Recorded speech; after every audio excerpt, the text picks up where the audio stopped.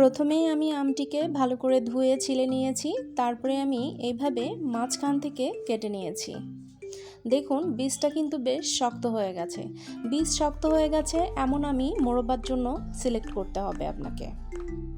এইবার আমি একটি কাঁটা চামচের সাহায্যে পুরো আমটিকে ডিপলি ফুটো করে নেব। কাঁটা চামচের মাধ্যমে আমটিকে আমি এমনভাবে কেচিয়ে নিব যেন কাঁটা চামচের মাথাগুলো বীজের প্রান্ত পর্যন্ত পৌঁছাতে পারে। দেখুন আমি কিভাবে করছি। এই যে দেখুন পুরো আমটিকে কিন্তু আমি এভাবে কাঁটা চামচের মাধ্যমে কেচিয়ে নিয়েছি। এই যে দেখুন আমি এখানে আরও অনেকগুলো আম একইভাবে কেচিয়ে নিয়েছি। আমি এখানে 1.5 কেজি পরিমাণ আম নিয়েছিলাম। এইখানে আমি একটি বোলের মধ্যে বেশ কিছুটা পানি নিয়ে নিয়েছি। এইবার আমি এর মধ্যে বেশ কিছুটা চুন মিশিয়ে নিব। এই যে এটা একটি চুনের কৌটা, এর মধ্যে চুন আছে। এই কৌটার পুরো চুনটি আমি পানির সাথে মিশিয়ে নিব। এইখানে কিন্তু খুব বেশি চুন নাই, অ্যারাউন্ড এটা 2 থেকে 3 চা চামচের মতন চুন আছে। আর এই চুনটা আমি দোকান থেকে 5 টাকা দিয়ে কিনেছিলাম। এইবার আমি পুরো চুনটাকে পানির সাথে খুব ভালো করে মিশিয়ে নিব। চুনটাকে সম্ভব হলে অবশ্যই ব্যবহার করবেন, আর একান্তই যদি চুন ম্যানেজ করতে না পারেন সেক্ষেত্রে লবণ ব্যবহার করবেন সম পরিমাণে 2 থেকে 3 চা চামচের মতো। এইবার আমি কেচে রাখা আমগুলো এই চুনের পানির মধ্যে সোক করে রাখব। এই চুনের পানিটা অবশ্যই ব্যবহার করবেন, কেননা এই চুনের পানিটা আম থেকে যেমনটা টকটা রিমুভ করে দিতে সাহায্য করবে, তেমনি আমটাকে কিন্তু বেশ খানিকটা শক্ত করে ফেলবে। এবার এই আমটাকে এই চুনের পানির মধ্যে 7 থেকে 8 ঘন্টার মতন ভিজিয়ে রাখতে হবে। ফিরে আসলাম 8 ঘন্টা পরে। 8 ঘন্টা পরে দেখুন চুনটা কিন্তু অনেকটাই ক্লিয়ার হয়ে গেছে।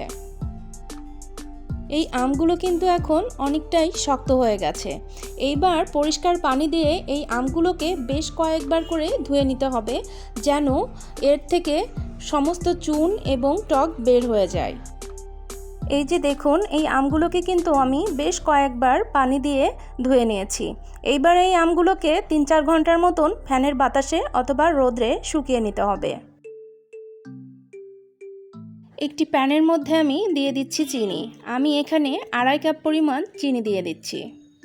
পরে আমি আরও 1 কাপ চিনি দিয়েছি। মোট আমি এখানে 3.5 কাপ চিনি ব্যবহার করেছি। পানি দিয়ে দিচ্ছি। পানি দিয়েছি আমি এখানে 2 কাপ পরিমাণ। দিয়ে দিচ্ছি আরও 1 কাপ চিনি এবং আধা কাপ পরিমাণ পানি। আমি এখানে মোট 3.5 কাপ চিনি এবং 2 কাপ পরিমাণ পানি ব্যবহার করেছি। এবার আমি চিনি এবং পানিটাকে গলিয়ে নিচ্ছি। চিনিগুলো কিন্তু গলে গেছে আর চিনিটা গলে একটা শিরা হয়ে গেছে। এইবার আমি এই শিরার উপরে জমে থাকা ফেনাগুলো একটি ছাঁকনার সাহায্যে ছেঁকে ফেলে দিচ্ছি।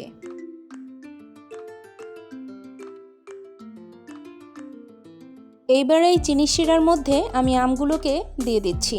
আমগুলোকে কিন্তু আমি 3-4 ঘন্টার মতন শুকিয়ে নিয়েছি।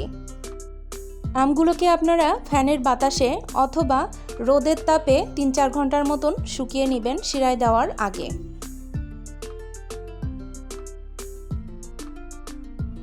মিষ্টিটাকে ব্যালেন্স করার জন্য দিয়ে দিচ্ছি 1/4 টিস্পুন লবণ। খুবই সামান্য পরিমাণ লবণ দিচ্ছি। লবণটা শিরা তৈরি করার সময় দিতে হবে, আমি দিতে ভুলে গিয়েছিলাম তাই এখন দিলাম, ব্যাপার না।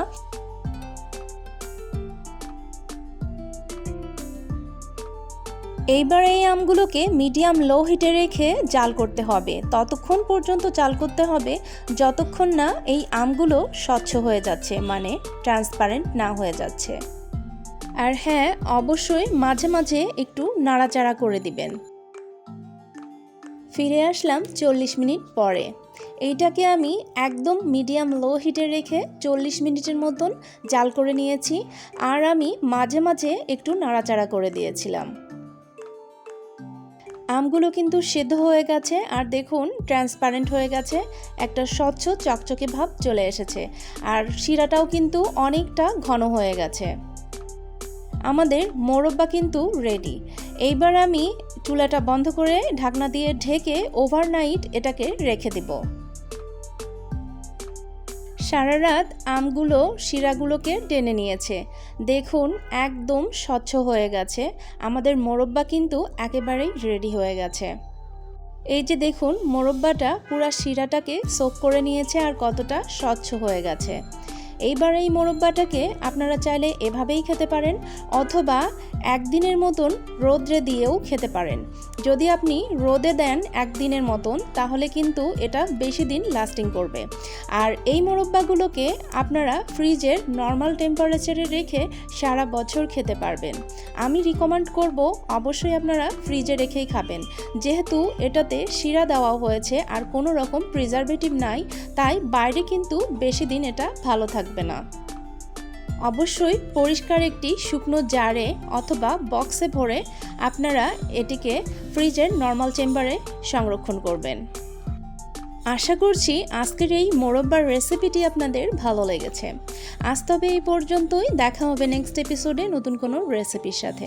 সেই পর্যন্ত সবাই ভালো থাকবেন, সুস্থ থাকবেন। আর এতক্ষণ আমার সাথে থাকার জন্য আপনাদেরকে জানাচ্ছি অসংখ্য ধন্যবাদ।